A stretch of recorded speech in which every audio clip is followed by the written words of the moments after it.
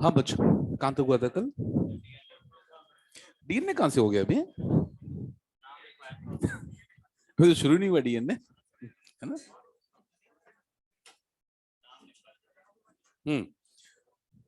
Nucleoside और nucleotide किया था ना हमने। चलो अब लिखेंगे पोली nucleotide.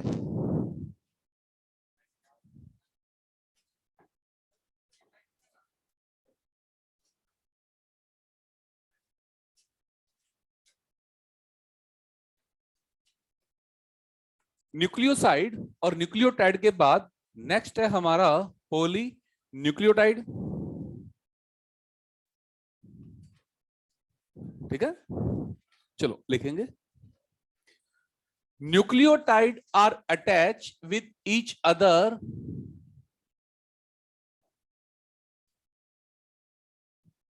nucleotide are attached with each other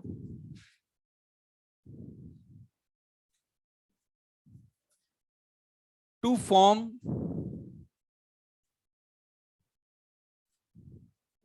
a polynucleotide chain.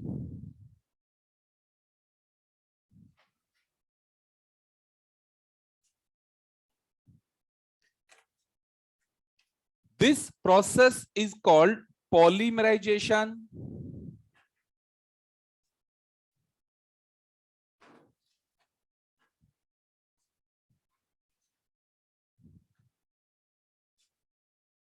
Required polymerase enzyme.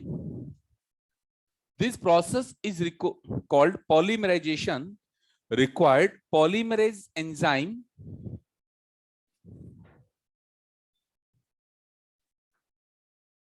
This enzyme is of two types.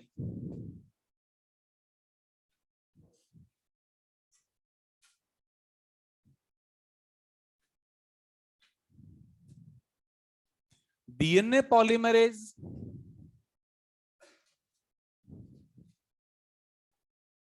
and RNA polymerase.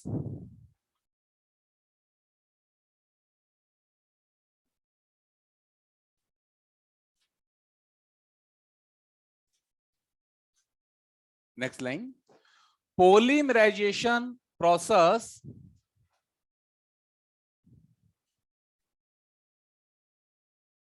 required energy.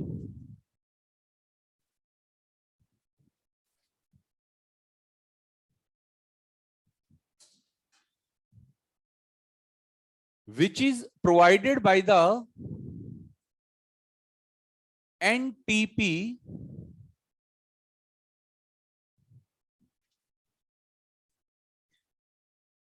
which is provided by the NTP. Thus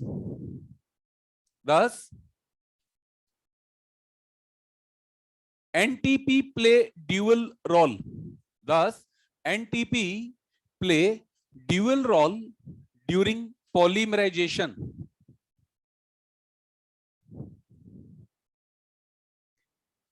NTP play dual role during polymerization. पहला building block, second source of energy. पहला building block and second source of energy.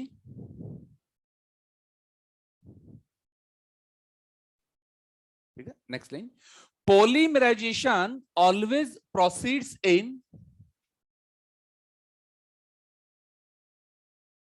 5' to 3' direction. इस तरह से 5' to 3' direction.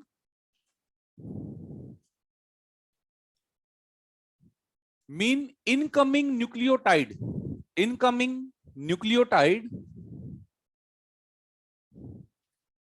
always attach incoming nucleotide always attach with the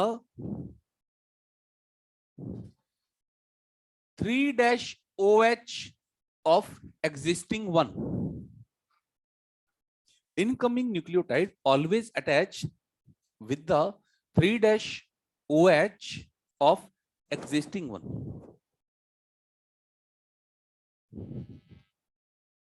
ठीक है। हाँ बच्चों, कल हमने जनरल डिस्कशन किया था। ये हमारे पास 4 न्यूक्लियोटाइड है, 1 2 3 4। This is nucleotide number 1 2 3 4। ठीक है। ये चारों के चारों न्यूक्लियोटाइड किस फॉर्म में है? मोनोफॉस्फेट, बाइफॉस्फेट या ट्राइफॉस्फेट। इसका मतलब क्या अपन कह सकते हैं कि ये न्यूक्लियोटाइड अपना एनर्जी सोर्स साथ में लेकर आए? साथ में मतलब केवल बिल्डिंग ब्लॉक का काम करेगा या एनर्जी सोर्स का भी काम करेगा? दोनों काम करेगा ना। ये साथ में अपनी एनर्जी लेकर आए।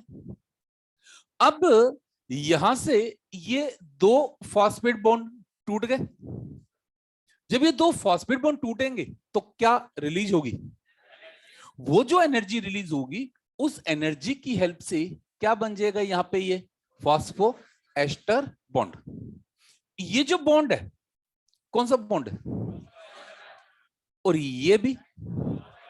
तो यहां से लेके यहां तक ये जो पूरा बॉन्ड होगा, फॉस्फो डाइएस्टर बॉन्ड। मतलब जो नया बॉन्ड बना, जो नया बॉन्ड बना, वो फॉस्फो एस्टर है या फॉस्फो डाइएस्टर है? ना, फॉस्फो एस्टर।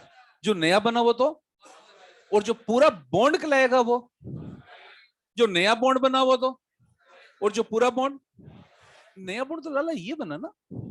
तो ये कौन सा बॉन्ड है? ये पूरा बॉन्ड।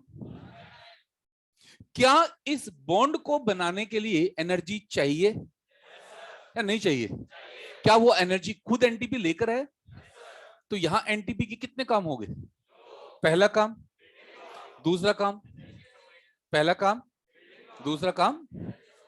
ये लाइन हमें एनसीईआरटी में कहां मिलेगी? जहां पर डीएनए का रेप्लिकेशन पढ़ेंगे ना, वहां ये लाइन मिलेगी अपन को कि जो एनटीपी होंगे वही एनर्जी सोर्स का भी काम करेगा। जब ये आए थे तो किस फॉर्म में थे? मोनोफॉस्फेट या ट्राइफॉस्फेट? और जब न्यूक्लिक एसिड में होगा तो मतलब साइटोप्लाज्म में किस फॉर्म में रहेगा? और न्यूक्लिक एसिड में कितने न्यूक्लियोटाइड जुड़ गए? 2। तो कितने फॉस्फोडाई एस्टर बॉन्ड बने? एक न्यूक्लियोटाइड और आया, ये न्यूक्लियोटाइड भी जुड़ गया। कितने न्यूक्लियोटाइड जुड़ गए? कितने बॉन्ड बन गए?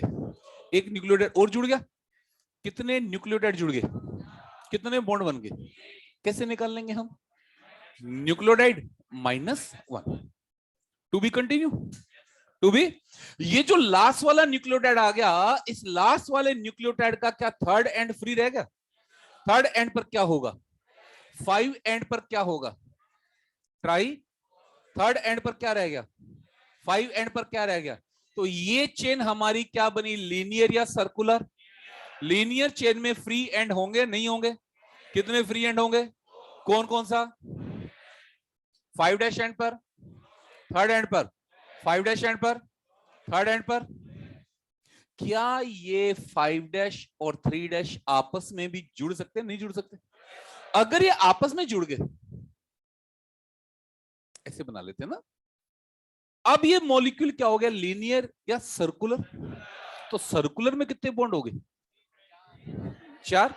मतलब न्यूक्लियोटाइड के बराबर या -1?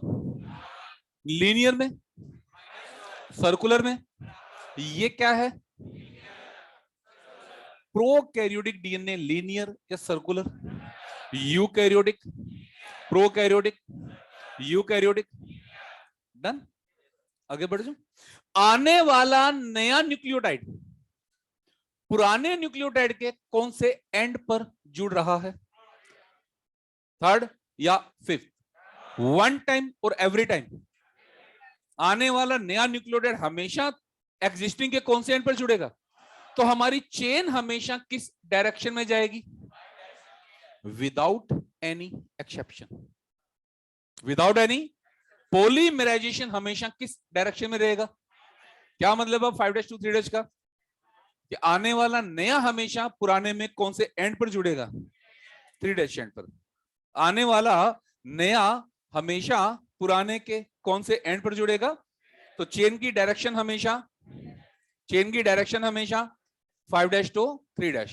5' to एनर्जी कौन दे रहा है? इनकमिंग या एग्जिस्टिंग? एनर्जी कौन दे रहा है? और OH कौन दे रहा है? एनर्जी कौन दे रहा है? एक्स। और OH कौन दे रहा है? कोई डाउट? ये चेन हमारी क्या होगी, लीनियर या सर्कुलर?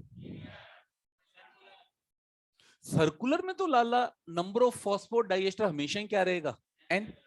अब लीनियर में हमें देखना पड़ेगा कि वो सिंगल स्टैंड है या वो डबल स्टैंड है ना। जैसे मैं यहां एक स्टैंड बनाता हूं, इस स्टैंड में मेरे पास 3 4 5 6 7 8 8 मेंबर है। कितने मेंबर है? तो कितने फॉस्फोडाइएस्टर हो गए?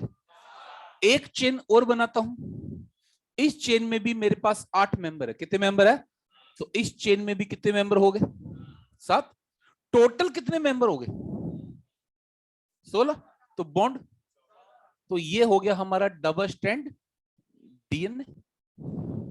किस फॉर्म में, लीनियर है सर्कुलर? तो अगर लीनियर मॉलिक्यूल है, अगर लीनियर सिंगल स्टैंड है और अगर डबल स्टैंड है, तो मैंने बोर्ड पे लिखा डीएनए, क्या मानोगे, सिंगल स्टैंड या डबल स्टैंड, लीनियर या सर्कुलर? मैंने बोर्ड पे लिखा आरएनए, क्या मानोगे, लीनियर या सर्कुलर?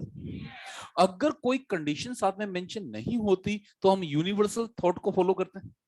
एक यूनिवर्सल थॉट क्या है, DNA will be the double stand और सिंगल स्टैंड, लीनियर या सर्कुलर।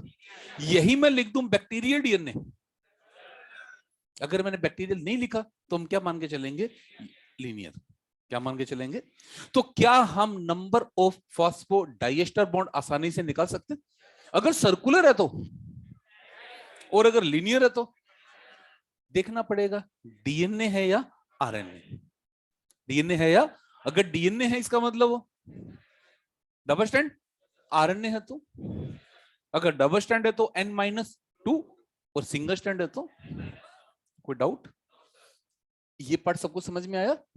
क्या मतलब है 5' to 3' का, कि आने वाला नया हमेशा पुराने के वन टाइम और एवरी टाइम।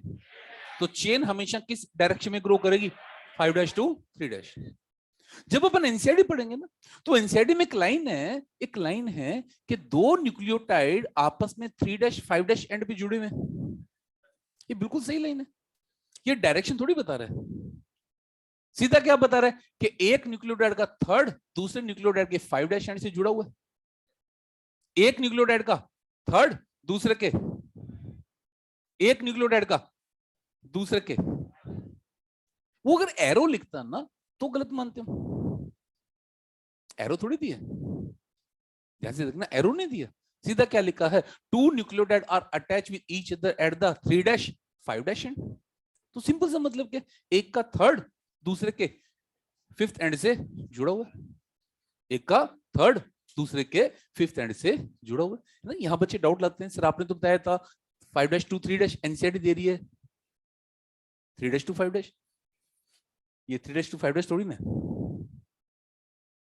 समझ में आई बात? 3' to 5' कब मानता मैं इसको, एरो देने का मतलब डायरेक्शन दे दी, डायरेक्शन थोड़ी दी है, डायरेक्शन दी है या स्ट्रेट फॉरवर्ड लिखा है? हाँ, एक का थर्ड दूसरे के 5' एंड से जुड़ा हुआ है, एक का थर्ड दूसरे के 5' एंड से जुड़ा हुआ। किसी बच्चे को कोई डाउट? हमने पहले क्या बनाया, न्यूक्लियोसाइड। क्या बनाया, न्यूक्लियोसाइड क्या था, शुगर प्लस नाइट्रोजन। फिर हमने क्या बनाया, जिसके साथ कौन आकर जुड़ गया, फिर हमने क्या बनाया, अब वो न्यूक्लियोटाइड आपस में जुड़ते गए और जुड़ कर क्या बना ली, एक पॉलीन्यूक्लियोटाइड चेन। अब वो चेन लीनियर भी हो सकती है और वो चेन, अब लीनियर फॉर्म में वो सिंगल स्टैंड भी हो सकता है, और वो तो वेरी करेगा हम क्या देख रहे हैं, डीएनए देख रहे हैं या आरएनए देख रहे हैं। अगर हम डीएनए देख रहे हैं तो प्रोकैरियोट का है या फिर यूकैरियोट का है, वो तो वेरी करेगा ना, वो तो हमें वर्ड बताएगा हम किसका डिस्कशन कर रहे हैं, किसका डिस्कशन। Any doubt? ये हमारा बेसिक पार्ट है जो हमारे पूरे चैप्टर में बार बार चाहिए। ये लाइन हमें पूरे चैप्टर में रिक्वायर्ड होगी कि थर्ड एंड पर हमेशा OH होगा, थर्ड एंड पर हमेशा, ये पूरे चैप्टर में हमें बार बार लाइन चाहिए। किसी बच्चे को डाउट? ये और ये बनना है क्या, मैंने क्या बताया बेटा, मेरी बात पे ध्यान नहीं दे रहे। अगर सर्कुलर है तो चाहे वो सिंगल स्ट्रैंड है, चाहे वो नंबर क्या आएगा n। समझ गया? चलो एक बच्चे को डाउट आया, अगर सर्कुलर है, अगर चाहे वो सिंगल स्ट्रैंड है, चाहे वो किसके बराबर आएगा, चेंज कहां होगा, लीनियर में। सर्कुलर में चेंज, चेंज किस में आएगा, है ना। अच्छा देखो, मान लो बेटा ये सर्कुलर हो जाता और ये भी पूरे को सर्कुलर कर दूं, तो ये भी इसके साथ बॉन्ड कर लेगा और ये भी इसके साथ, काउंट कर लो कितने बॉन्ड आ जाएंगे, 16, न्यूक्लियोटाइड 16, तो बॉन्ड भी तो बहुत ही छोटी फॉर्म में, है ना। This one, this one and this one. हाँ, कोई बच्चा डाउट पूछ रहा है, बोलो। अभी नहीं बेटा, अभी नहीं एनसीईआरटी ना, जब मैं कहूंगा ना तब।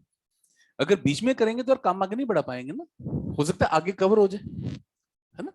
थोड़ा नहीं, अभी थोड़ा सा वेट, है ना।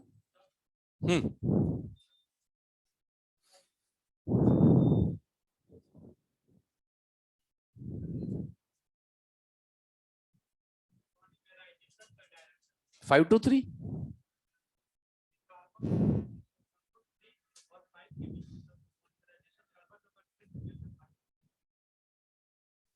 आने वाला नया एग्जिस्टिंग के कौन से एंड पर अटैक कर रहा है, 3 पर। आने वाला पुराने के कौन से एंड पर जुड़ रहा है, एडिशन कौन से एंड पर हो रहा है, 5-3। डायरेक्शन कैसे देखी जाती है, एडिशन कौन से एंड पर आकर हो रहा है, अटैक कौन से एंड पर आकर हो रहा है, चेन किस डायरेक्शन में ग्रो कर रही है, कहां जा रही है चेन हमेशा, 3' की तरफ। कहां जा रही है चेन हमेशा, 3' की तरफ। ठीक है, एडिशन कौन से एंड पर हो रहा है वो देखा जाता है, तो एडिशन कौन से एंड पर हो रहा है हमेशा, 3' पर। ठीक है,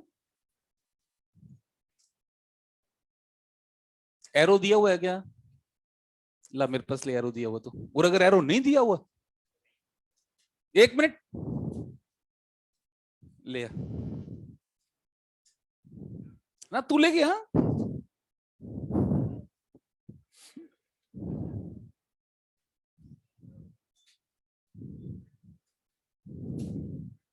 एक बार चेक कर, हो सकता है इनसाइड में मिस्टेक हो।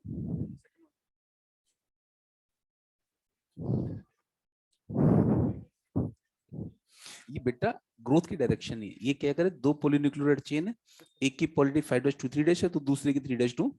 ये ग्रोथ की डायरेक्शन है या चेन बता रहे हैं, ये डीएनए में आएगा, तेरे को मैं ये तो कह रहा हूं। नहीं, वो बच्चा थोड़ा सा कंफ्यूज हो गया, है ना। वो ग्रोथ डायरेक्शन नहीं है, वो क्या बता रहा है कि डीएनए में 2 पॉलीन्यूक्लियोटाइड चेन है जो एंटी पैरेलल है, एक 5'2 3' तो दूसरा 3'5'।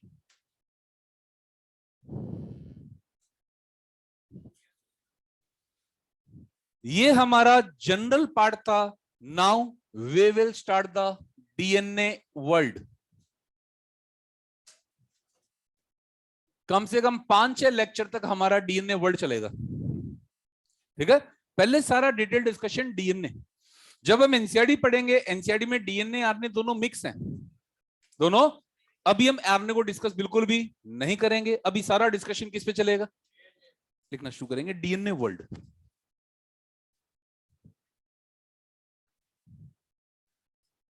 DNA is the largest, DNA is the largest and most important biomolecule of a cell,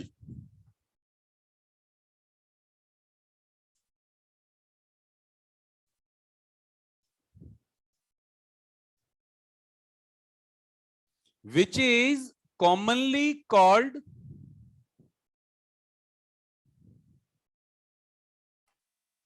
inflammatory molecule.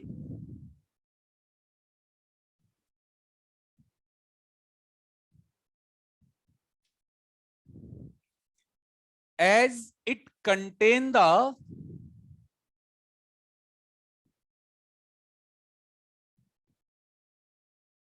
genetic information,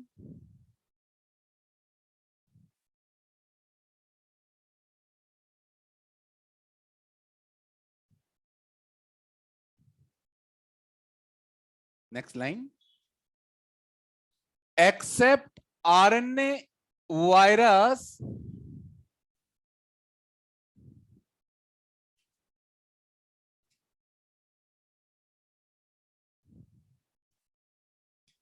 it is found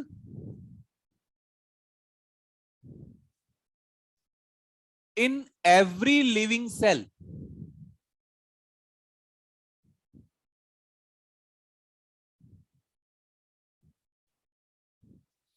Work as a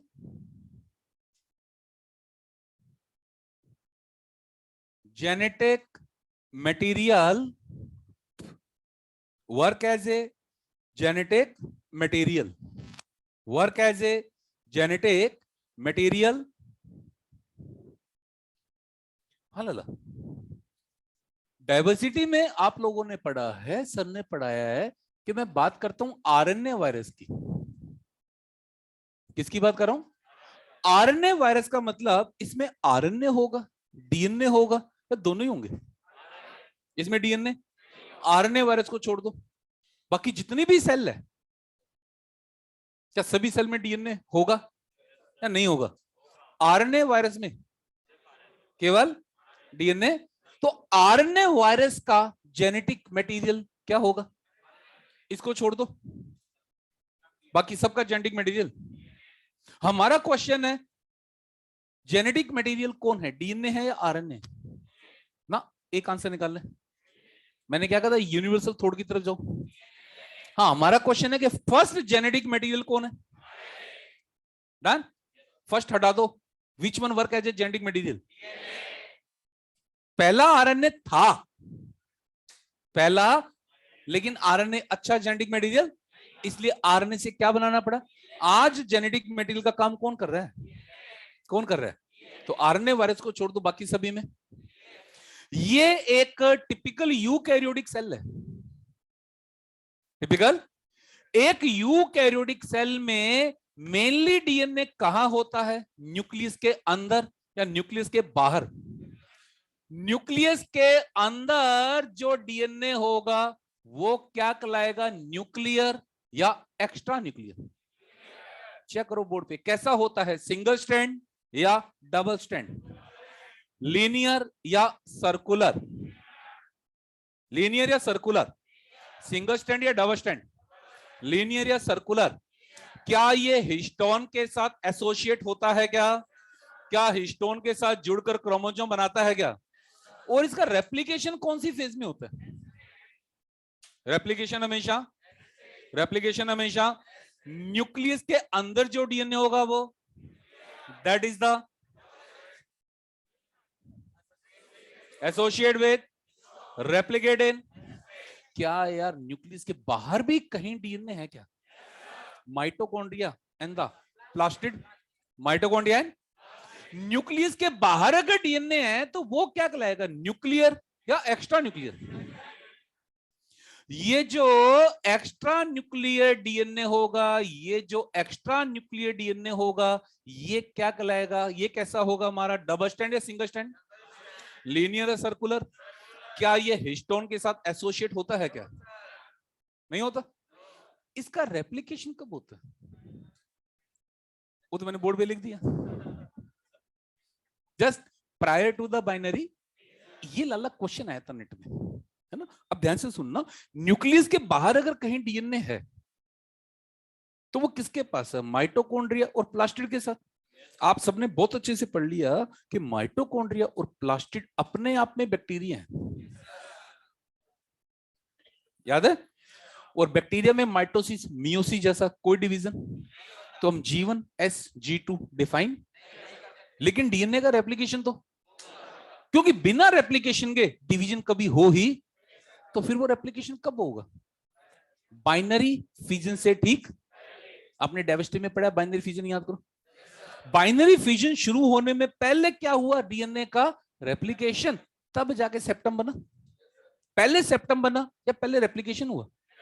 वो रेप्लिकेशन कब होगा? जब उसको बाइनरी फिजन करना है तभी होगा, वरना वो रेप्लिकेशन तो कब होगा? बाइनरी फिजन से ठीक पहले। ये आया हुआ क्वेश्चन। डन। ये डीएनए कहां है, न्यूक्लियस के अंदर या बाहर? मैंने लाला माइटोकॉन्ड्रिया लिया है, मैंने प्लास्टिड नहीं लिया, क्योंकि मैं यूनिवर्सल थॉट की तरफ जा रहा हूं। अगर मैं प्लास्टिड लेता ना, फिर तो प्लांट सेल के लिए बन जाता, और अगर मैं माइटोकॉन्ड्रिया ले लूं तो प्लांट में भी अप्लाई हो गया, एनिमल में भी। अगर मैं माइटोकॉन्ड्रिया की जगह प्लास्टिड दिखा देता, समझ गए सारे बच्चे, फिर वो प्लांट पे अप्लाई हो जाता ना, एनिमल पे अप्लाई। लेकिन मैं माइटोकॉन्ड्रिया दिखा दूं, प्लास्टिड में भी है, प्लास्टिड में भी, बस हमें तो देखना है कि बाहर कहीं है या नहीं है। अब ये डीएनए कहां है न्यूक्लियस के? ये डीएनए का ये छोटा सा सेगमेंट एक जीन का काम कर रहा है। किसका काम कर रहा है?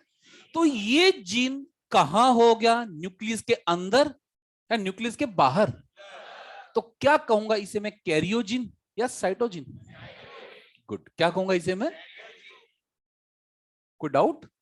अब एक छोटी सी बात बताओ सारे बच्चे, कि ये जो न्यूक्लियस होता है, ये एक पेरेंट से आता है या दोनों से आता है? तो कैरियोजिन यूनिपेरेंटल होते हैं या बाइपेरेंटल होते हैं? यहां ये सेगमेंट भी एक जीन का काम कर रहा है। किसका काम कर रहा है? तो इस जीन को मैं क्या कहूं, कैरियोजिन या साइटोजिन?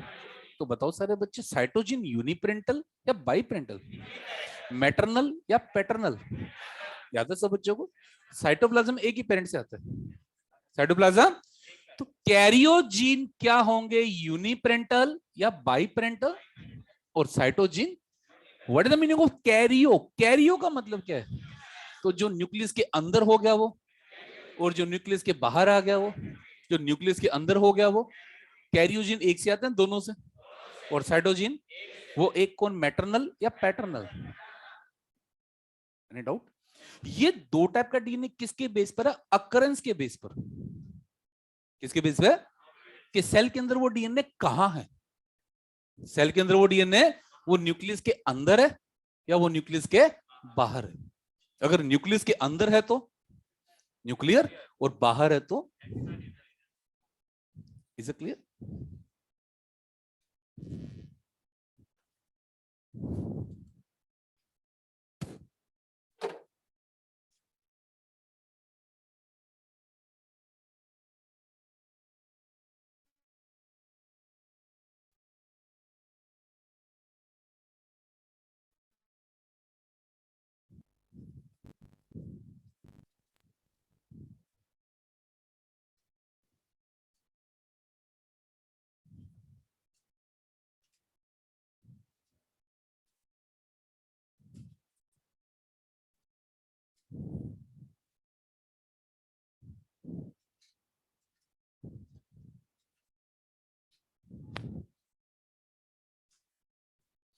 ये बच्चों दो टाइप का डीएनए केवल किसके बेस पर है? अक्रेंस। कि सेल के अंदर डीएनए कहां है, स्ट्रक्चर नहीं, स्ट्रक्चर या केवल अक्रेंस? कि सेल के अंदर वो डीएनए कहां है, न्यूक्लियस के अंदर है या न्यूक्लियस के बाहर है?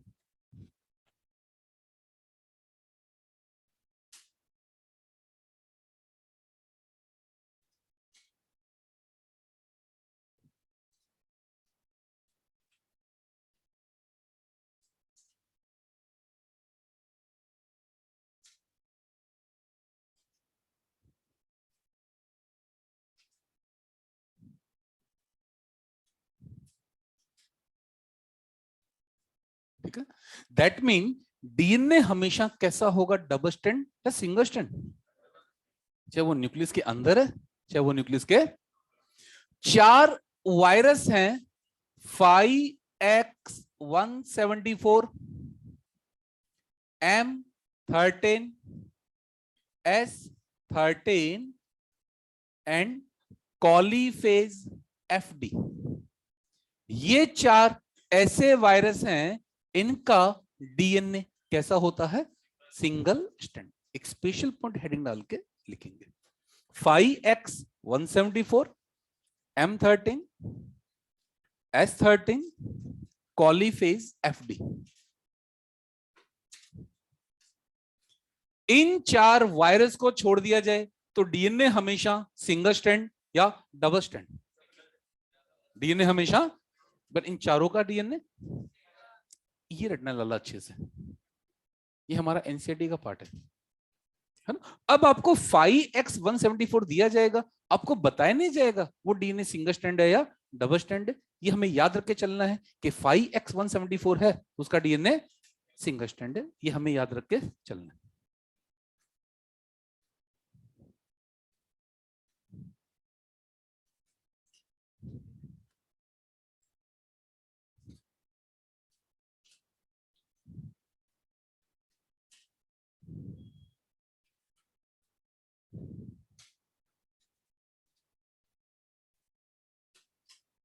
ओके, चारगाफ रूल, चारगाफ रूल, ये चारगाफ रूल किसने दिया था? सबसे टफ क्वेश्चन है ना मॉलिक्यूलर बायोलॉजी का। चारगाफ रूल वाज गिवन बाय चारगाफ, है ना, बोर्ड पर। ये मैं आपको एक डीएनए मॉलिक्यूल दे रहा हूं, यहां है AGCGT। चलो दूसरा स्टैंड आप बताओ, ए के साथ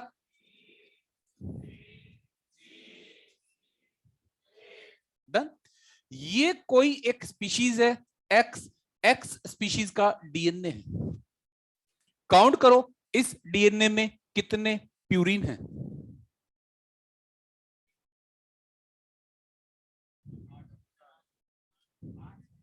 8 प्यूरिन है।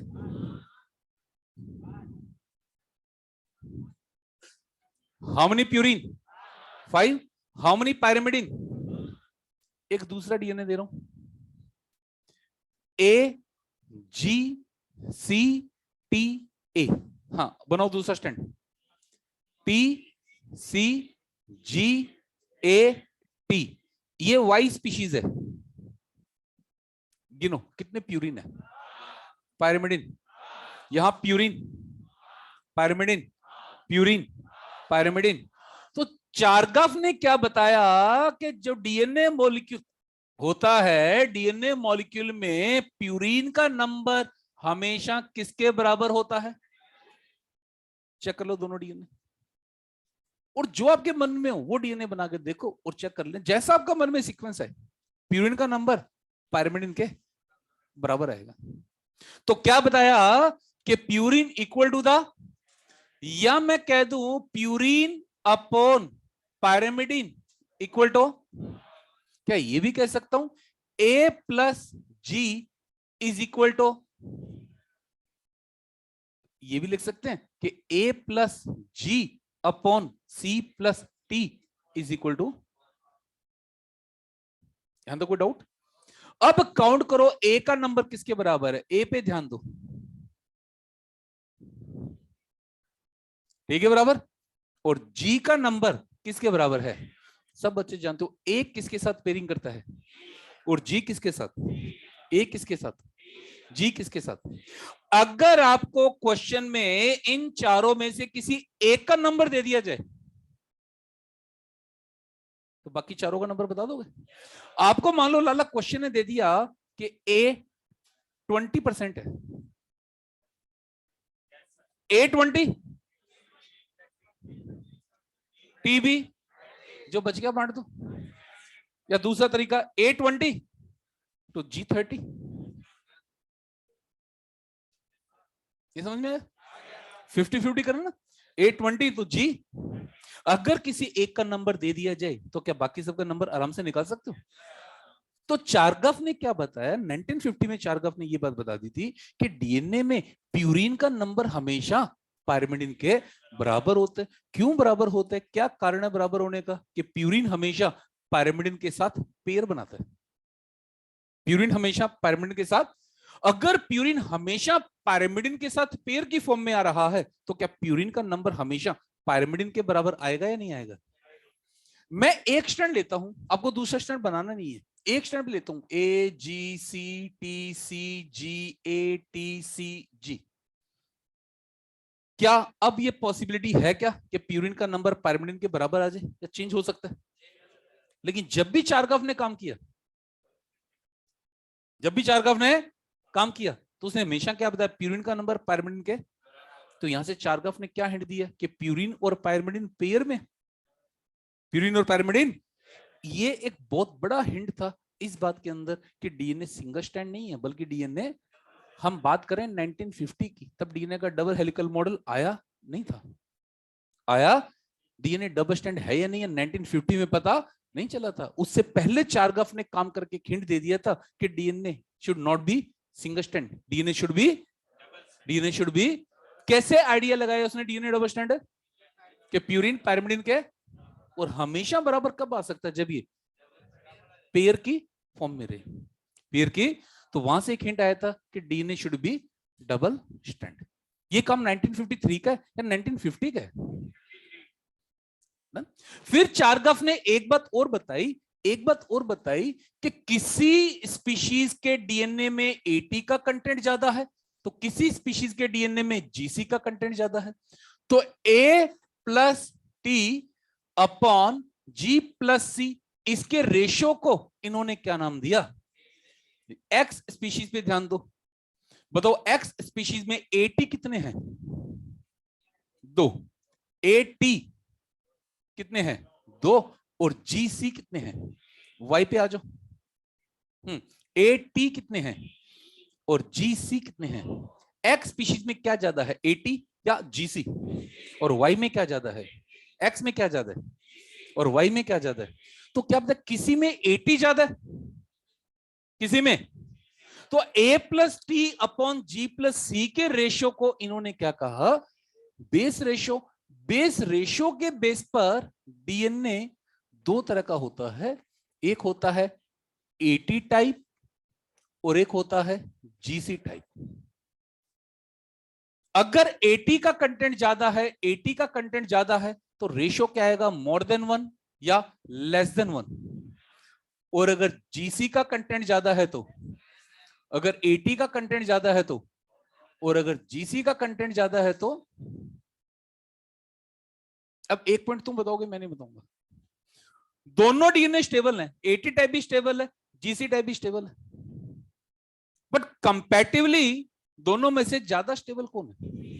कारण, इसका मतलब लाला एक चीज हमारे सामने आ गई कि अब डीएनए की स्टेबिलिटी बॉन्ड के नेचर पे डिपेंड नहीं कर रही है, बॉन्ड के नंबर पे डिपेंड कर रही है। हाइड्रोजन बॉन्ड एक वीक बॉन्ड है, हाइड्रोजन बॉन्ड एक, लेकिन लाला बॉन्ड का नंबर इतना ज्यादा हो गया कि मॉलिक्यूल में स्टेबिलिटी आ गई।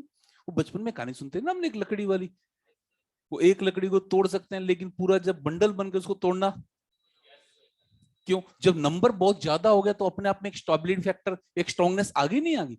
हाइड्रोजन बॉन्ड एक वीक बॉन्ड है, स्ट्रॉन्ग बॉन्ड है, लेकिन अगर बॉन्ड का नंबर बहुत ज्यादा हो जाए, नंबर बहुत, तो स्टेबिलिटी आएगी नहीं आएगी?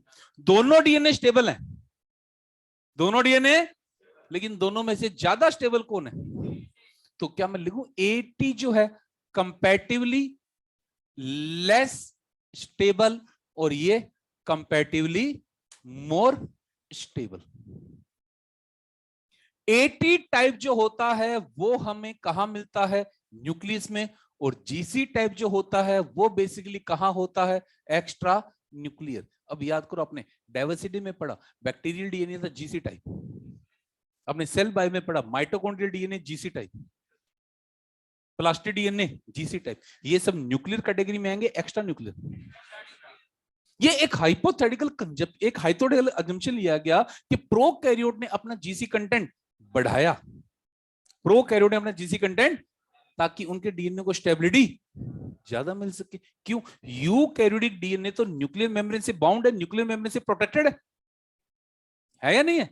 लेकिन प्रोकैरियोट में ये न्यूक्लियर मेम्ब्रेन की प्रोडक्शन नहीं है, तो उन्होंने क्या किया, अपना जीसी कंटेंट बढ़ा दिया।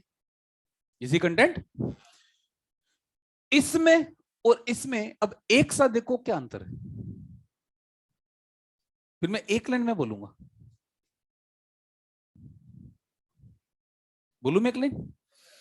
This ratio is the species specific. क्या ये रेशियो सभी स्पीशीज के लिए सेम आएगा या स्पीशीज टू स्पीशीज वेरी करेगा? ये सभी स्पीशीज का, हर स्पीशीज में प्यूरिन अपॉन पायरिमिडिन हमेशा 1 आएगा, ए प्लस जी अपॉन सी प्लस टी हमेशा, लेकिन ए प्लस टी अपॉन जी प्लस सी सभी में 1 आएगा, ये वेरी करेगा।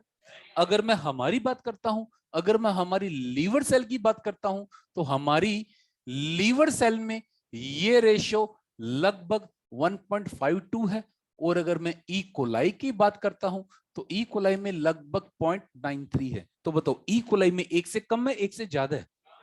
इसका मतलब एटी ज्यादा है, जीसी ज्यादा है? हमारे में एक से कम है, एक से ज्यादा है, इसका मतलब एटी ज्यादा, जीसी ज्यादा है। तो किसी स्पीशीज में एटी ज्यादा, तो किसी में किसी में हाईली वेरिएबल, हाईली। इसकी जो एवरेज रेंज है ना बच्चों, वो 0.4 से लेकर 1.9 के बीच रहती है। 0.4 का मतलब उसके अंदर जीसी कंटेंट बहुत ही ज्यादा है, और 1.9 का मतलब उसमें जीसी कंटेंट बहुत ही, क्या हर स्पीशीज के अंदर 80 का नंबर जीसी के बराबर आएगा, या हाईली वेरिएबल है? किसी में 80 ज्यादा तो किसी में 80 ज्यादा तो किसी में। ये मानते हैं कि उनकी जो सराउंडिंग है ना, उस पर डिपेंड करती है सराउंडिंग कंडीशन क्या है, क्यों हर स्पीशीज की सराउंडिंग सेम थोड़ी ना। हमारी सराउंडिंग बहुत ही नॉमिनल है, बहुत ही फेवरेबल है, बट यार कहीं तो हार्शर कंडीशन में भी है, आर्की बैक्टीरिया वगैरह हाईली हार्शर कंडीशन में, तो सराउंडिंग कंडीशन से भी तो डीएनए को प्रोटेक्ट करके चलना। तो अलग अलग एनवायरमेंट के अकॉर्डिंग वो अपने डीएनए के कंपोजिशन को चेंज करते गए। किसी ने जीसी कंटेंट बहुत ज्यादा बढ़ा लिया, बहुत ज्यादा बढ़ा लिया, ताकि एनवायरमेंटल कंडीशन उसके डीएनए को इजीली अफेक्ट ना कर पाए। बिकॉज अल्टीमेटली तो जेनेटिक मटेरियल कौन है? डीएनए। अल्टीमेटली कौन है? Is it clear? क्या दोनों में कोई अंतर है क्या? क्या अंतर है दोनों में? ये रेशियो जो वो, ये स्पीशीज स्पेसिफिक, ये तो सभी स्पीशीज के लिए, लेकिन ये स्पीशीज टू स्पीशीज वेरी करेगा, स्पीशीज टू स्पीशीज।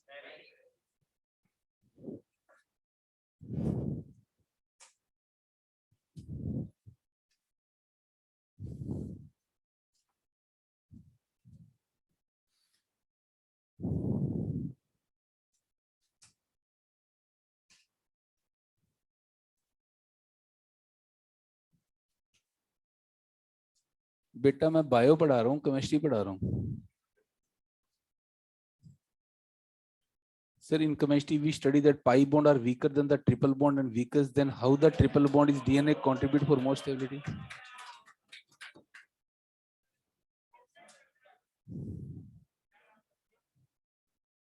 फिजिक्स मत लगा देना बेटा इसके अंदर थोड़ी सी।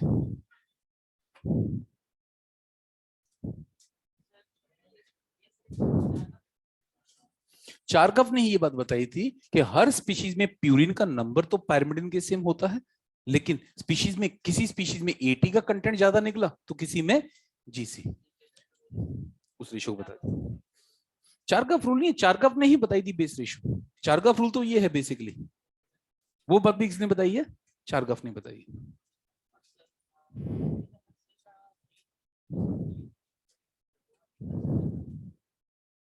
जिसका हमने निकाला उसकी बात कर ली हमने। आपकी बॉडी की लाला सारी सेल जेनेटिकली आइडेंटिकल है। आपका पूरा शरीर एक ही सेल से डिराइव्ड है जिसका नाम है जाइगोट। आपकी बॉडी की सभी सेल का डीएनए एग्जैक्टली सेम है। अब एक बात बता मेरी जान, अगर तेरी बॉडी की सारी सेल मेरे को स्टडी करनी है तो मैं एक सेल स्टडी कर लूं, तो उस एक सेल के बेस पे मैं क्या कर दूं, सारी सेल लगभग सेम है, अब तेरी बॉडी में बिलियंस ऑफ सेल है, मैं सारी सेल थोड़ी स्टडी करूंगा, है? अब सारी में रहेगा, जिंदगी इसी में निकल जाएगी हमारी तो यार, है? एक टिपिकल सेल ले ली ना हमने, लाला एक टिपिकल सेल लेके स्टडी करते हैं ना हम, ठीक है? हर सेल थोड़ी पॉसिबल है यार।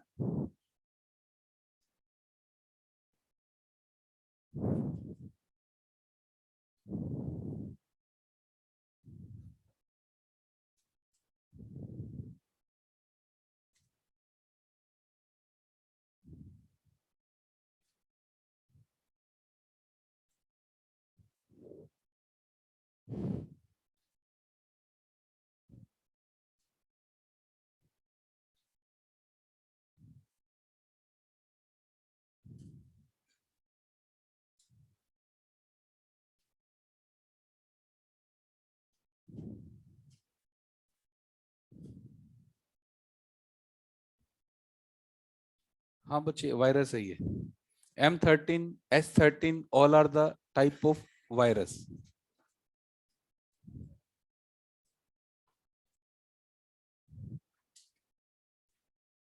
Double helical model of DNA, heading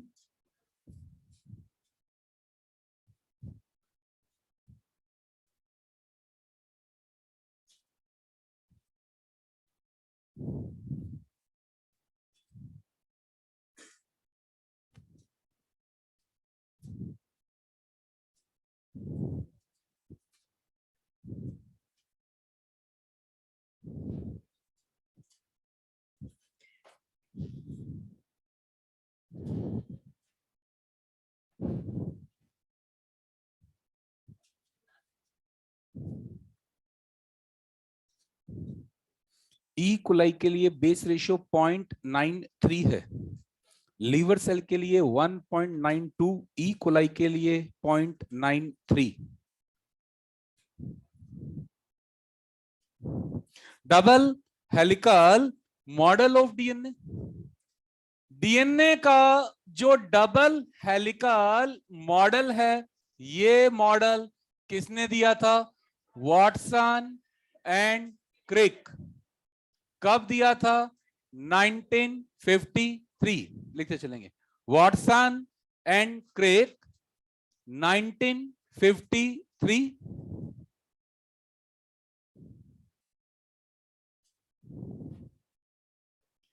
ये जो मॉडल था, ये मॉडल किस पर बेस्ड था? Based upon X ray diffraction, based upon X ray diffraction. और ये एक्स रे डिफ्रैक्शन किसका था? Wilkin and Franklin. X ray diffraction किसका था? Wilkin and Franklin.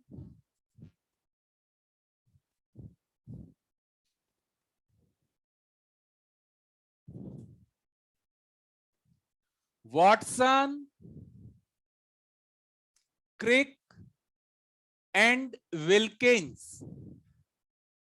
Watson, Crick और विल्किंस को इस काम के लिए 1962 में नोबेल प्राइज दिया गया। Watson, Crick and Wilkins shared Nobel prize in 1962. Watson, Crick and Wilkins shared Nobel Prize in 1962.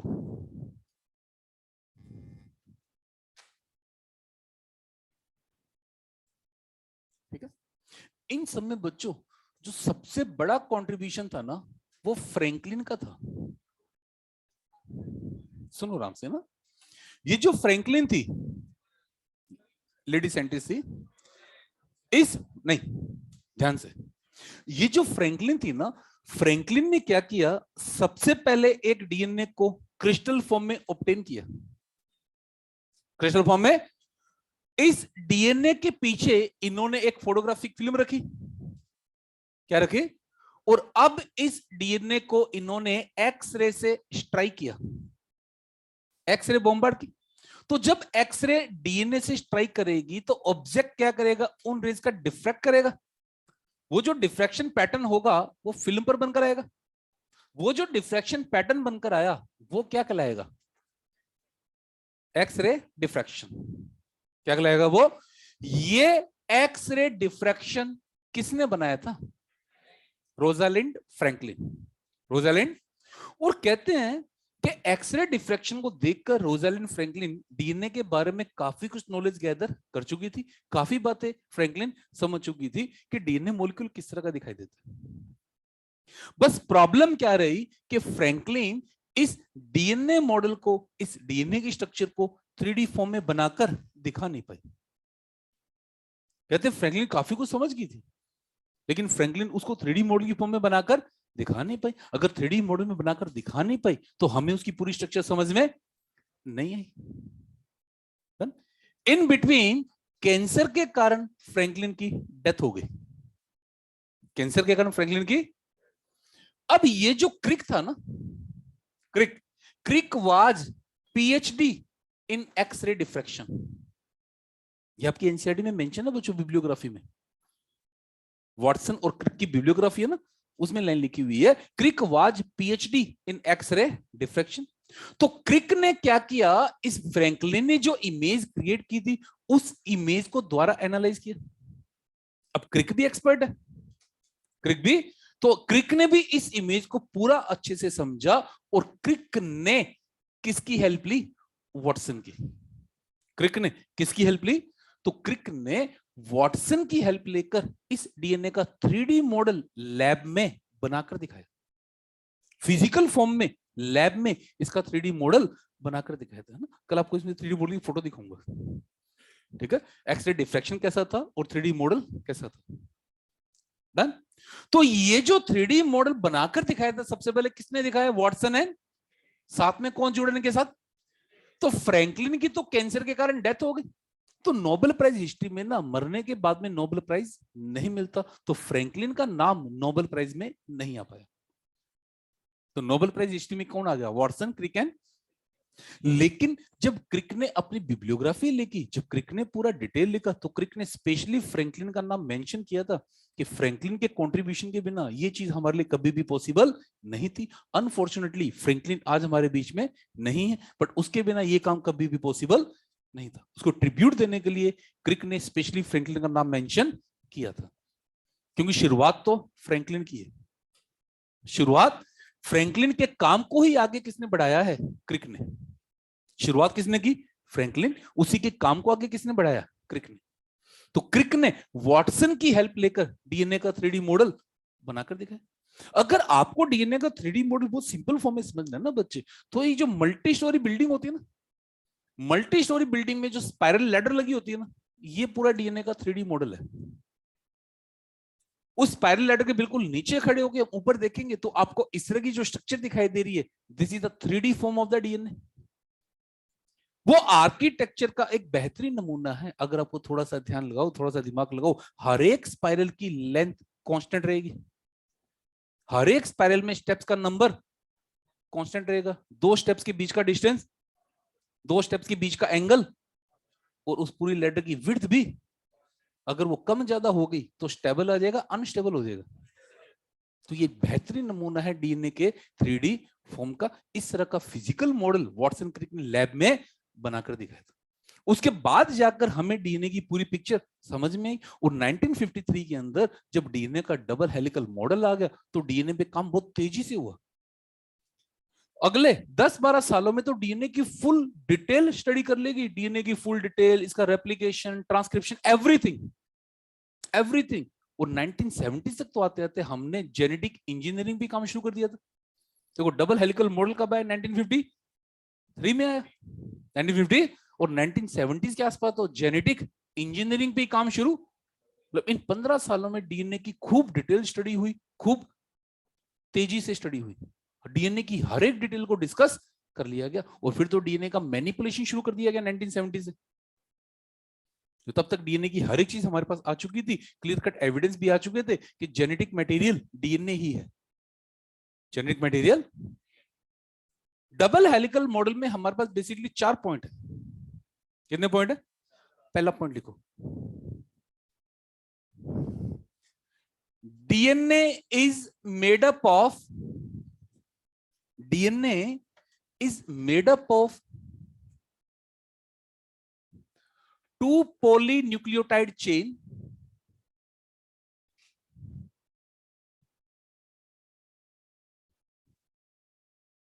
that are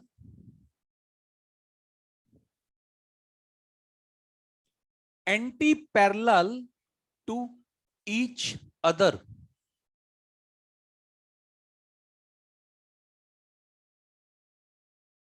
That are anti-parallel to each other to facilitate formation of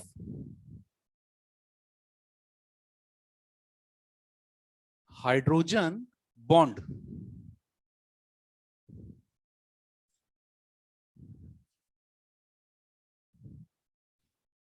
To facilitate formation of hydrogen bond. हाँ बेटा, पहला point सब बच्चों को आता है, DNA कितनी chain का बना होता है, एक या दो? ये दोनों चेन पैरेलल है या एंटी पैरेलल है? अब हमारा क्वेश्चन है कि दोनों चेन एंटी पैरेलल क्यों है? हाँ जी, कितनी पॉलीन्यूक्लियोटाइड है, एक या दो? तो एक क्या चल रही है 5'2", 3', तो दूसरी 3'2। ए बच्चे, अपर लाइन क्या है वो? ठीक है, हाउ मेनी पॉलीन्यूक्लियोटाइड चेन, 1 और 2? बोथ आर पैरेलल और एंटी पैरेलल? Both are. यदि एक 5'2", 3' है तो दूसरी 3'2। अब ये दोनों एंटी पैरेलल क्यों है? ये दोनों की दोनों चेन आपस में कौन से बॉन्ड से जुड़ेगी? कौन से बॉन्ड से जुड़ेगी? तो ये हाइड्रोजन बॉन्ड केवल कब बन पाएंगे, केवल कब बन पाएंगे? जब ये एंटी पैरेलल हो। क्यों? हाइड्रोजन बॉन्ड कब बनेंगे? जब high EN difference, high EN difference वाले ग्रुप सेम प्लेन में आए, तभी तो बन पाएंगे। और सेम प्लेन में केवल कब आ सकते हैं? जब ये दोनों चेन एंटी पैरेलल हो। हर तरह से कोशिश की कि सेम प्लेन में रखकर देखा गया, लेकिन कभी भी हाइड्रोजन बॉन्ड नहीं बन पाए। हाइड्रोजन बॉन्ड केवल कब बन पाए? जब दोनों एंटी पैरेलल हो। पैरेलल फॉर्म में कभी भी हाइड्रोजन बॉन्ड नहीं बन पाए। Yes, how many polynucleotide chain, parallel या anti parallel? Why they are the anti parallel? For the formation of, ये जो एक चेन है, ये जो एक चेन है, इस एक चेन की ये जो बैकबोन है, ये जो बैकबोन है, ये बैकबोन किसकी बनी है? शुगर एंड फॉस्फेट, इन दोनों की नेचर हाइड्रोफिलिक है। क्या नेचर है दोनों की? तो हाइड्रोफिलिक कहां रहना चाहेगा? Toward the water, away from water. तो शुगर फॉस्फेट कहां चला गया? टुवर्ड्स पेरिफेरी और टुवर्ड्स सेंटर, टुवर्ड्स पेरिफेरी। और जो नाइट्रोजन बेस है वो हाइड्रोफोबिक है। जो नाइट्रोजन बेस है वो हाइड्रोफिलिक है या हाइड्रोफोबिक है? तो वो कहां रहना चाहेंगे? Towards water, away from water. तो वो कहां चलेंगे? टुवर्ड्स पेरिफेरी और towards centre, towards, just like the lipid bilayer, just like the lipid, just like the lipid. तो शुगर फॉस्फेट कहां चलेंगे? बाहर की तरफ या अंदर की तरफ? और nitrogen base, sugar phosphate, nitrogen base. अगर आपको क्वेश्चन पूछा गया कि इसकी बैकबोन का कॉन्स्टिट्यूएंट कौन है, और अगर क्वेश्चन पूछेगा बैकबोन का बॉन्ड कौन सा है, बैक, क्या कर रहे हो बच्चे? Phosphodiester bond. ये आपकी एक पॉलीन्यूक्लियोटाइड चेन है, इस एक पॉलीन्यूक्लियोटाइड चेन का बैकबोन कौन है? बैकबोन कौन है? फॉस्फो। दोनों चेन आपस में कौन से बॉन्ड से जुड़ी है? दोनों चेन आपस में किससे जुड़ी है? एक चेन के न्यूक्लियोटाइड आपस में कौन से बॉन्ड से जुड़े? फॉस्फो। और दोनों चेन आपस में किससे जुड़ी है? Hydrogen bond. हाइड्रोजन बॉन्ड हमेशा किस में बनेंगे? Purine and purine. प्यूरीन में कितनी रिंग है? 2। पायरिमिडिन में, पायरिमिडिन में 1, प्यूरीन में प्यूरिन में, बोलते चलो, प्यूरिन में, पायरिमिडिन में, पायरिमिडिन में, प्यूरिन में, प्यूरिन में, प्यूरिन में, पायरिमिडिन में। चेक करो क्या हर बार पेयरिंग में 3 रिंग है क्या? हर बार पेयरिंग में कितनी रिंग है? पेयरिंग किस किस के बीच हो रही है? प्यूरिन और, तो हर बार पेयरिंग में कितनी रिंग है? That's why the diameter remain constant through out the length of the DNA. पूरी लंबाई में, पूरी लेंथ में डायमीटर क्यों कांस्टेंट है? क्या कारण है डायमीटर कांस्टेंट होने का? कि पेयरिंग हमेशा प्यूरिन और, ये आपकी एनसीईआरटी का क्वेश्चन। मान लो कि अगर पायरिमिडिन पायरिमिडिन में पेयरिंग होती और प्यूरिन प्यूरिन में पेयरिंग होती, पायरिमिडिन पायरिमिडिन में पेयरिंग है, प्यूरिन प्यूरिन में पेयरिंग है, कितनी रिंग आती? पायरिमिडिन पायरिमिडिन में तो डायमीटर सेम आता है या डायमीटर कम ज्यादा होता है? लेकिन डायमीटर सेम आता है, डायमीटर कम ज्यादा होता है। कारण क्या है सेम आने का? पेयरिंग हमेशा किस में होनी है? Purine and pyrimidine. पेयरिंग हमेशा किस में होनी है? ये आपकी एनसीईआरटी का क्वेश्चन है। Why the diameter remain constant through out the length of the DNA? Because pairing always occur between, always occur between. Second point, backbone of the polynucleotide chain, backbone of the polynucleotide chain is made up of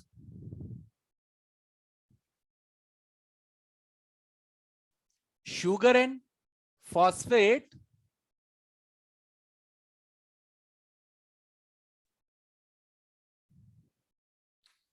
that are hydrophilic, that are hydrophilic and projected towards outside.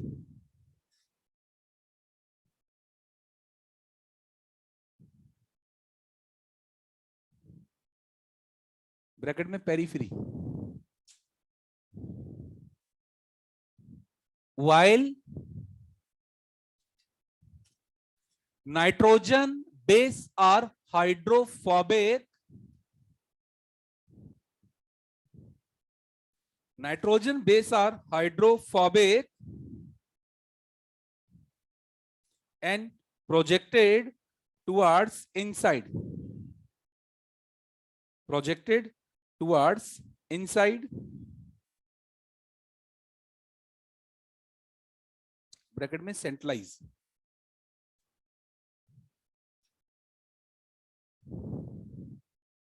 Third point, both polynucleotide chain, both polynucleotide chain are joined by the hydrogen bond,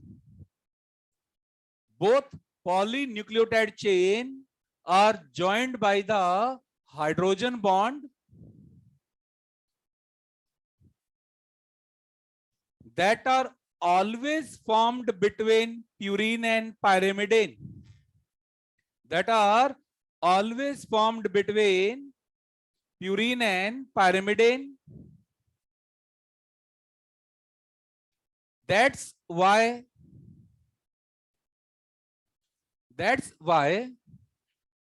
diameter remain constant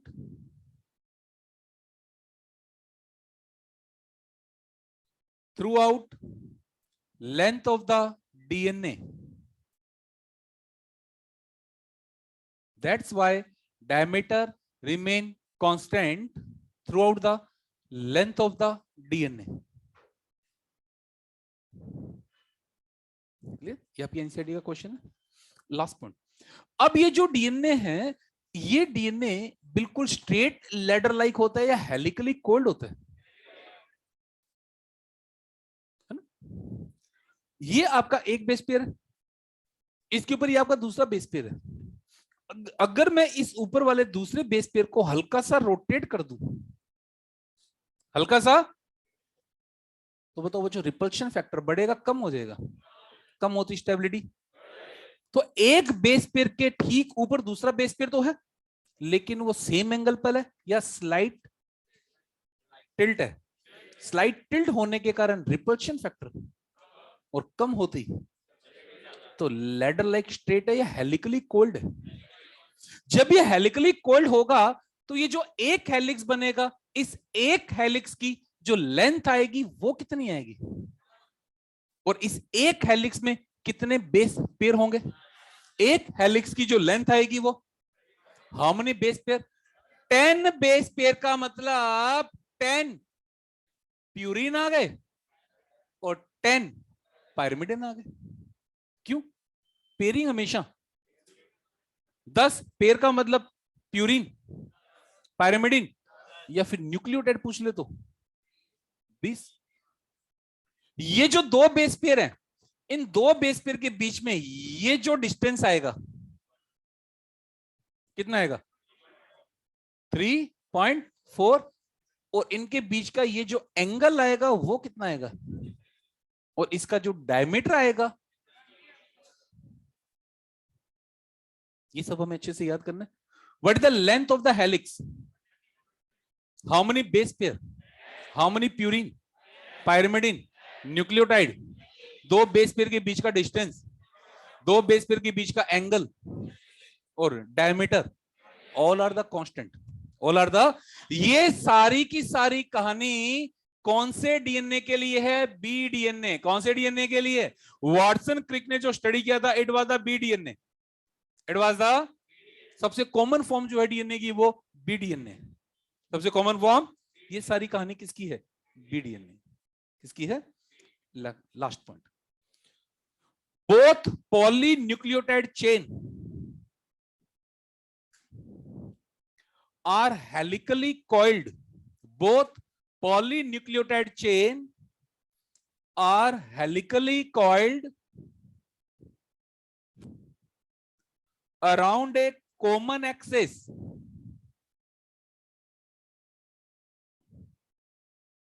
in clockwise direction. Clockwise beta right handed, left handed? Clockwise right handed. Both polynucleotide chain are helically coiled around a common axis in clockwise direction. Pitch of the helix लिखते चलेंगे।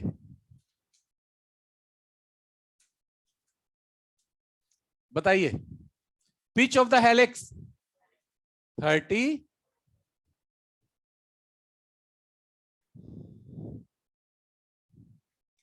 number of base pair in one helix 10,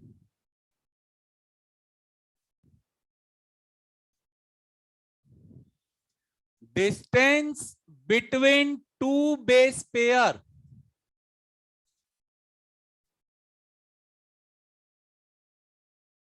3.4 angstrom, angle between two base pair 36,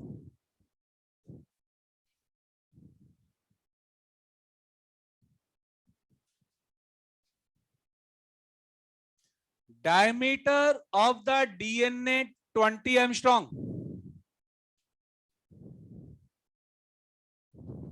यार ऐसे question में ना unit का विशेष ध्यान रखना। अपने एमस्ट्रॉन्ग में बात की, हो सकता है क्वेश्चन आपसे नैनोमीटर में पूछ ले, है ना?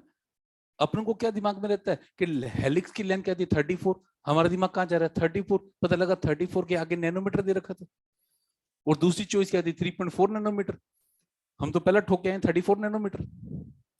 यूनिट पे विशेष ध्यान देना है ना, यूनिट वो चेंज कर सकता है, यूनिट चेंज। तो जब भी यूनिट वाला क्वेश्चन हो, यूनिट को क्राइटेरिया लेकर चलना हमेशा, है ना, बेवकूफी हो जाएगी। Is it clear? अब हमारे पास क्वेश्चन ही क्वेश्चन है भाई। देखो इस चैप्टर में भी न्यूमेरिकल क्वेश्चन है। लिखो पहला क्वेश्चन, कोई जरूरत नहीं, 9th क्लास से शुरू हो जाता लाला ये, 9th 10th 11th 12th, वो डीएनए जिंदगी में पीछा नहीं छोड़ता। ठीक है, आज का तो सारा रिसर्च ही किस पर चल रहा है, DNA. Question, out of the 10,000 nucleotide, out of the 10,000 nucleotide in DNA, 2300 is the A.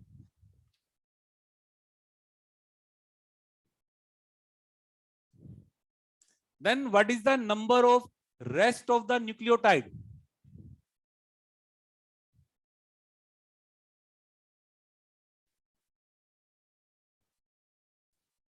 What is the number of rest of the nucleotide?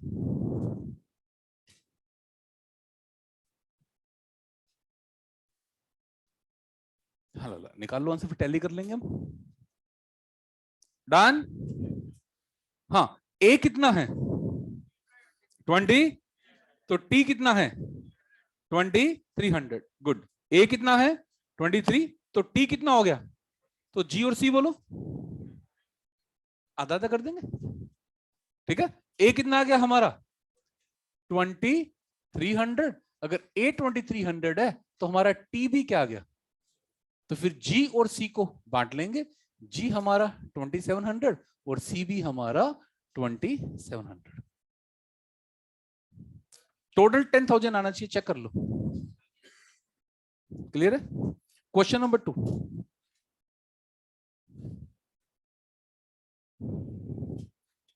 Out of the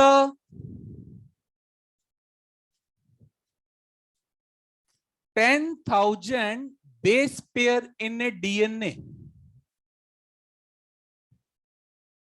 base pair को अंडरलाइन करो, out of the 10,000 base pair in A DNA, G is the 4900. Then what is the number of rest of the nucleotide?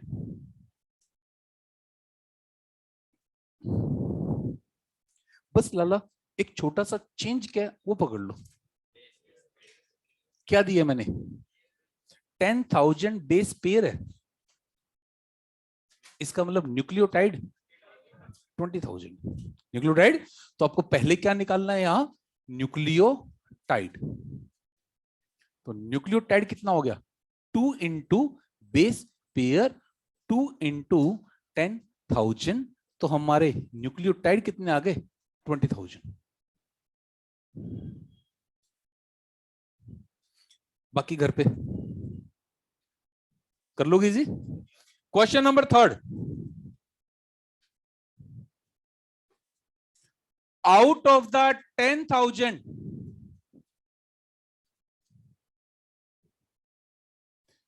nucleotide in the RNA, out of the 10,000 nucleotide in the RNA, C is the 2800,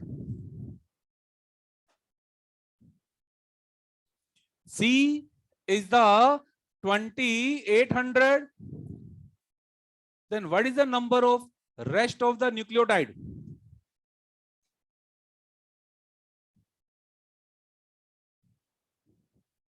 हाँ, नहीं निकाल सकते? तो यार जब exam में question आता है तब भी देख लिया करो, डीएनए दिया है या एग्जाम में भी चेक कर लिया करो, जितना अच्छे से क्लास में चेक करते हो, एग्जाम में बेवकूफी कर देते हो, डीएनए आने भी ध्यान नहीं देते हो। समझ गए? लिख लेंगे, can't be predicted, can't be predicted because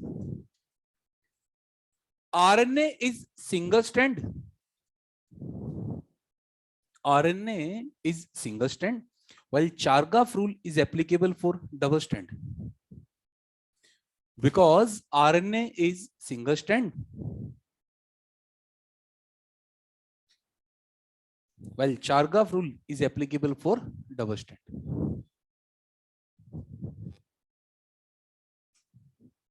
Done. Next, out of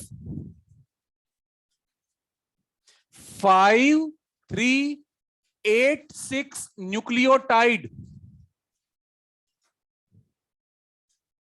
in the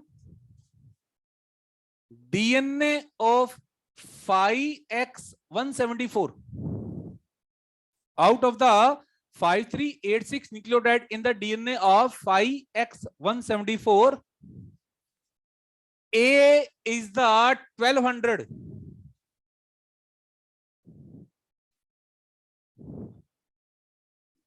Number of rest of the nucleotide.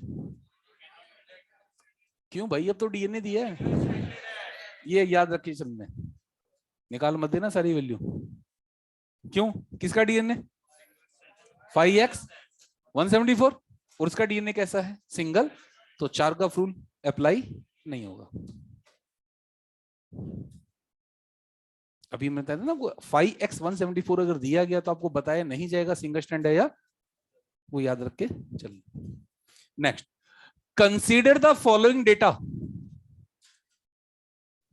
Consider the following data, A 20%, T 30%, G 12%, C 38%.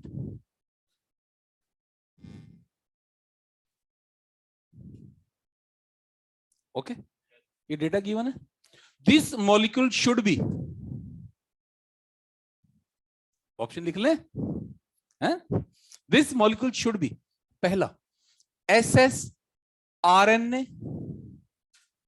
DS RNA, SS DNA, DS DNA।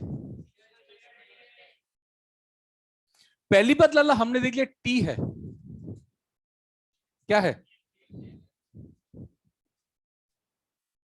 इसका मतलब क्या ये RNA हो सकता है? अगर T दिखाई दे रहे तो डीएनए या आरएनए, डीएनए। अब डीएनए सिंगल स्टैंड या डबल स्टैंड, बोलो सिंगल स्टैंड कैसे, डबल स्टैंड क्यों नहीं? क्योंकि चारगाफ रूल अप्लाई, जी सी के बराबर, तो इसका मतलब डबल स्टैंड क्या है?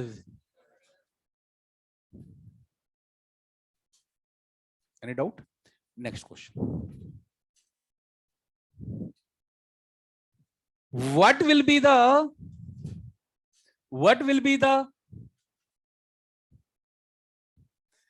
length of a DNA molecule?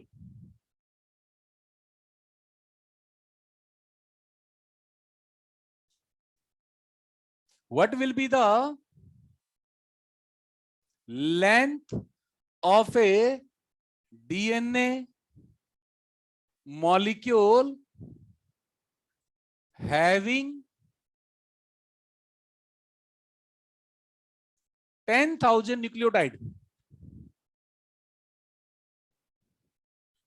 What will be the length of a DNA molecule having 10,000 nucleotide?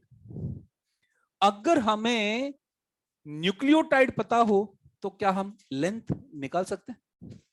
Length बच्चों कैसे निकाली जाएगी? लेंथ निकालने का सिंपल सा फॉर्मूला क्या है, बेस पेयर इंटू 3.4।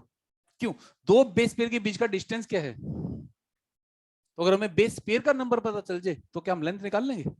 लेकिन हमें क्वेश्चन ने क्या दिया है,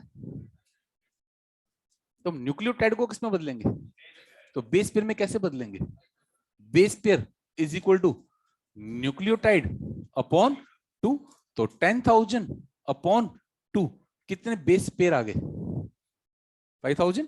तो लेंथ क्या आ जाएगी हमारी, length 3.4 into 5,000 is equal to 17,000 वाट एमस्ट्रॉन्ग। अभी यूनिट का विषय ध्यान रखना। हो सकता है कि आपको वो न्यूक्लियोटाइड की जगह डायरेक्टली बेस पेयर दे दे। मैंने क्या दिया, न्यूक्लियो, हो सकता है आपको directly base pair they they.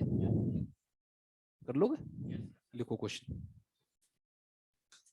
What will be the length of DNA molecule, what will be the length of DNA molecule having 20,000 base pair having 20,000 base pair.